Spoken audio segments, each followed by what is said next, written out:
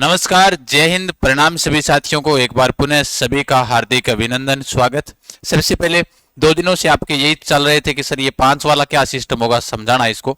चलो आज इसके ऊपर जानते हैं कि आरपीएससी ने जो एक नया सिस्टम लागू किया है परीक्षा पैटर्न। जैसे पहले 4 ऑप्शन हुआ करते थे, अब 4 की जगह कितने ऑप्शन होंगे? अब 4 की जगह होंगे 5 ऑप्शन हो जाएंगे। अब भाई 5 ऑप्शन हो जाएंगे, क्यों होंगे, इसके पीछे कारण क्या है? मतलब कोई ना कोई तो गड़बड़ी हुई है, तभी तो इन्होंने कहा कि हम अब जो आरपीएससी ने 4 की जगह कितने ऑप्शन कर दिए? 5 ऑप्शन कर दिए। अब 5वां ऑप्शन अगर नहीं भरेंगे तो उन्होंने ये भी कहा कि अयोग्य मान लेंगे। तो अयोग्य कैसे होगा भाई? उन्होंने कहा 10% से ज्यादा प्रश्नों का उत्तर अगर इन्होंने नहीं भरा, भाई ये ऑप्शन नहीं किया, तो वो अयोग्य हो जाएगा। कैसे हो जाएगा, चलो जानते हैं पूरी डिटेल से। किन किन परीक्षाओं में ये लागू होगा? 5 परीक्षा, जो 5 ऑप्शन वाला जो सिस्टम है वो किन किन में लागू होगा? मैंने टेलीग्राम के माध्यम से आप सभी साथियों को बताया था, अगर आपने देखा हो तो। सबसे पहले जो 24 तारीख को जो न्यूज थी वो ये थी। पहले इस न्यूज के ऊपर हम गौर करते हैं। इसमें क्या लिखा हुआ है कि अब भर्ती परीक्षा में प्रश्न का उत्तर नहीं देने पर भरना होगा 5वां विकल्प। इसका मतलब साफ है, देखना एक बार हम चर्चा करेंगे। पेपर लीक तो हुए हैं, तभी तो इन्होंने कहा है 5वां ऑप्शन भरना पड़ेगा, है ना। जब हम सूचना सुनते थे कि भाई पेपर क्यों उसने ओमार खाली छोड़ दी थी, इसका मतलब वो ओमार खाली रह गई तो किसी और ने भरी होगी। ये भी तो हो सकता है भाई, ओमार खाली छोड़ दी तो किसी और ने भी भर सकता है, कोई और व्यक्ति तो भर सकता है उसको। चलो आगे देखते हैं। फिर इन्होंने क्या कहा कि 10% से अधिक प्रश्नों में किसी भी विकल्प का चयन नहीं करने पर माना जाएगा अयोग्य।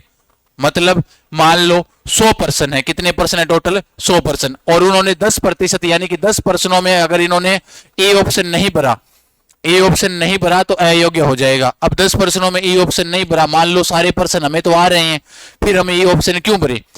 समझ में आई बात? यानी इन्होंने क्या कहा कि देखो इधर देखा कि 10% से अधिक प्रश्नों में किसी भी विकल्प का चयन नहीं करने पर माना जाएगा अयोग्य।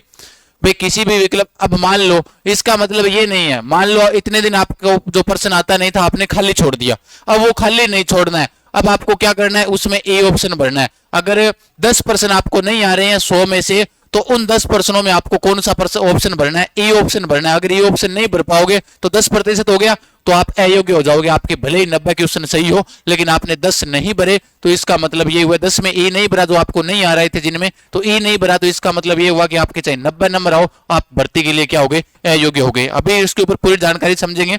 आगामी भर्ती परीक्षाओं से होगी इसकी शुरुआत। आगामी, अभी जैसे आरएएस होने वाली है तो आरएएस में होगा कि नहीं होगा? आगामी में हो जाएगी। अभी तक आरएएस वाला इसमें लिखा हुआ नहीं है। चयन प्रक्रिया पूर्ण होने तक सुरक्षित रखनी होगी ओएमआर शीट की कार्बन प्रति। ये देखो ध्यान से कि जब तक आपका फाइनल चयन ना हो जाए तब तक आपके पास में जो कार्बन कॉपी आपको दी जाएगी वो आपके पास सुरक्षित रहनी चाहिए। अब देखो ये पूरी डिटेल है इसकी, इसमें हम समझते हैं। अगर एक बार सीन 2 अगर हो जाए तो दिखा दी। पढ़ ले, नहीं हो रहा है क्या? हाँ, सीन 2 नहीं हो रहा है भाई, चलो कोई बात नहीं। राजस्थान लोक सेवा आयोग में पढ़कर सुना देता हूं। अजमेर आयोग द्वारा निकट भविष्य में आयोजित की जाने वाली परीक्षा के संदर्भ में महत्वपूर्ण दिशा निर्देश जारी किए हैं, जो निम्नानुसार है।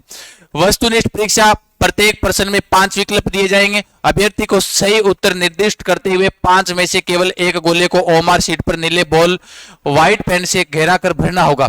5 में से एक गोले को, जो आपको आ रहा है, यानी आपके सामने ए, बी, सी और डी 4 ऑप्शन है। इन 4 में से जो आ रहा है तो वो तो आप ए करते रहो, कोई दिक्कत नहीं। ए आ रहा है तो ए, बी आ रहा है तो बी, सी आ रहा है तो सी, डी आ रहा है, कर दिया, ठीक है।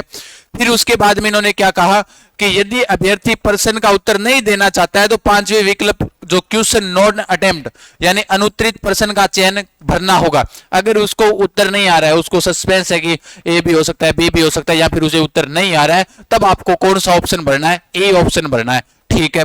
फिर उसके बाद में इन्होंने कहा कि किसी भी विकल्प का चयन न करने पर ऐसे प्रश्न के प्रश्न पत्र का 1/3 भाग काटा जाएगा। यानी अगर आपने मान लो कि आपको ऐसे पता चल गया कि भाई इन्होंने कहा कि 10% से अगर आपने नहीं भरे तो आप अयोग्य हो जाओगे, यानी 100 में से 10 क्वेश्चनों में अगर वो ऑप्शन खाली छोड़ दिए, सारे के सारे 10 प्रश्नों का उत्तर आपने खाली छोड़ दिया, तो आप भर्ती के लिए अयोग्य हो जाओगे। अब इन्होंने ये कहा कि आपने 2 ही प्रश्न खाली छोड़ दिए, मान लो भाई आपने 2 प्रश्न खाली छोड़ दिए, उसमें ई भी नहीं भरा आपने, A B C D F जो ई तक नहीं भरा, 5 ऑप्शन नहीं भरे, तो इसका मतलब ये हुआ कि ऐसे करने पर प्रश्न अंक का 1/3 भाग काटा जाएगा। ये भी यहाँ पर एक प्रकार से नेगेटिव मान लो। ये अगर आपने ई ऑप्शन आपको आ नहीं रहा है और आपने ई ऑप्शन भी नहीं भरा तो आपका 1/3 भाग अंक काटा जाएगा।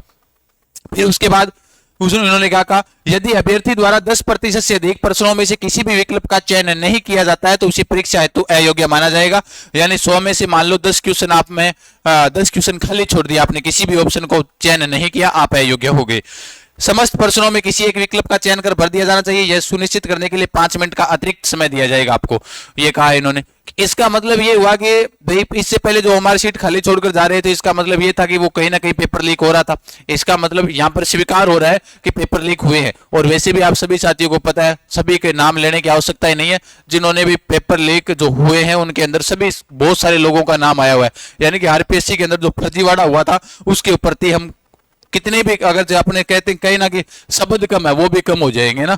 बिल्कुल अच्छी तरह से हुआ है। इन्होंने 5 वाला सिस्टम किया। आगे इन्होंने लिखा कि अभ्यर्थियों को परीक्षा समाप्ति पर पूरी ओएमआर शीट विकसक को सौंपनी होगी। नीचे वाली कार्बन कॉपी आपके पास होनी चाहिए। विकसक इसकी मूल प्रति स्वयं के पास जमा कर कार्बन प्रति को सावधानी पूर्वक अलग करते हुए विद्यार्थी को देंगे और इस कार्बन कॉपी को अपने घर ले जाएगा। वो तो हमेशा से लेते हुए आए हैं, लेकिन इसके बाद क्या कहा, इतने दिन आपने कार्बन कॉपी गमा दी, अलग थी, लेकिन चयन प्रक्रिया पूर्ण होने तक विद्यार्थी को इस कार्बन कॉपी को सुरक्षित रखना होगा, आयोग द्वारा मांगे जाने पर प्रस्तुत भी करना होगा। यानी ये आपके पास कार्बन कॉपी होनी चाहिए। अब वो नई ओएमआर शीट कैसी है वो मैंने टेलीग्राम के ऊपर सेंड भी की है कि उसके अंदर ई ऑप्शन जोड़ दिया, बस वो आप देख लेना सभी साथी। जीके विद गजान सर जो अपना टेलीग्राम है, इसका मतलब ये हुआ कि आरपीएससी साफ तरीके से कह रही है कि हमारे पास पेपर पहले से लीक हुए हैं, आगे से क्या आप ई ऑप्शन लगाने पर क्या पेपर लीक नहीं होंगे? भाई पेपर बिकने वाले तो बिकेंगे, भरने वाले भरेंगे भी, है ना। अब इनकी परीक्षा हॉल में विकसक इनको चेक करेगा। भाई इन्होंने ऐसा भी है इसमें कि परीक्षा हॉल में चेक करेगा। चेक कैसे करेगा? है मान लो वो भी विकसक जो भी आपका पेपर लेगा वो भी क्या मतलब नहीं बिक सकता कि आप पीछे भी होते हुए आए हैं, आगे भी होंगे, लेकिन इसमें ई ऑप्शन देने का कोई औचित्य नहीं निकलता है इसमें से। अब आप सोच रहे होंगे कौन कौन सी परीक्षाओं में आयोजित होगी, तो आरपीएससी के द्वारा जो परीक्षाएं आयोजित करवाई जाती है, आरपीएससी एक अधीनस्थ बोर्ड है, एक आरपीएससी है, तो आरपीएससी जो भी परीक्षाएं आयोजित करेगा उसमें ई ऑप्शन लागू होगा। आई होप आप सभी साथियों को समझ में आ गया होगा। सेशन को लाइक और शेयर कीजिएगा, नए हो तो चैनल को सब्सक्राइब कीजिएगा। फिर मिलते हैं, तब तक के लिए धन्यवाद। जय हिंद, जय भारत, राम राम।